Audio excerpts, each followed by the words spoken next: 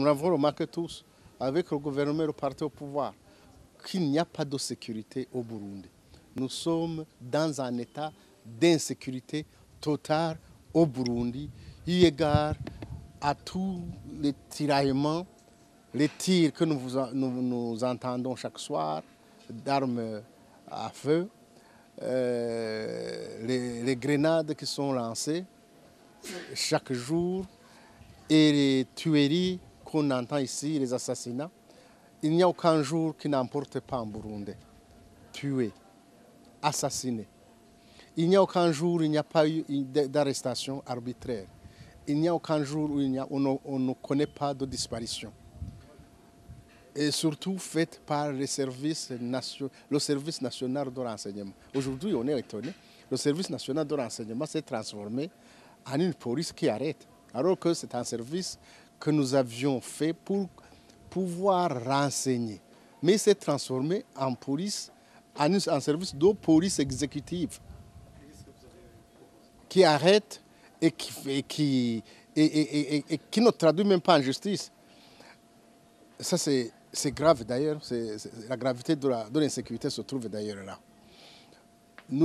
En constatant tous qu'il y a de l'insécurité, nous nous sommes promis de trouver des solutions. Pour le moment, nous n'avons pas encore trouvé des solutions parce que nous sommes en discussion.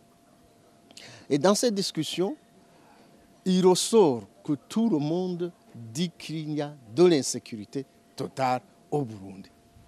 Nous, de notre côté, puisque nous sommes arrivés à nous asseoir ensemble, notre proposition est simple. Nous prenons les propositions qui ont été faites par les différents sommets. Le sommet des chefs d'État de l'Union africaine à Johannesburg du 13 juin 2015 et les propositions faites par le sommet de Dar es Salaam du 31 mai 2015, où il propose d'amener des experts militaires pour aider à identifier et désarmer tous les groupes armés, y compris en commençant par les Imbonerakure. Deuxièmement, d'amener une commission des droits de l'homme pour enquêter toutes les violations des droits de l'homme commises au Burundi. Et enfin, comme les pays s'entraccusent, le Burundi, par la voix du CNDD-FDD, de Geraz, le porte-parole, accuse aujourd'hui le Rwanda. Et le Rwanda accuse le Burundi, le gouvernement burundais, d'utiliser des interahamwe. Oui, ça a été officiel.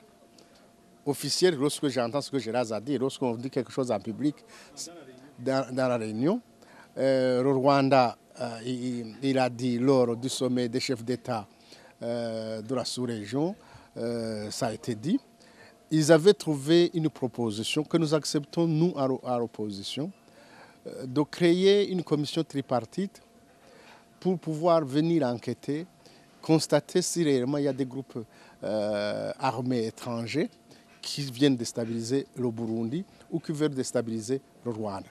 Nous prenons cette proposition pour la nôtre.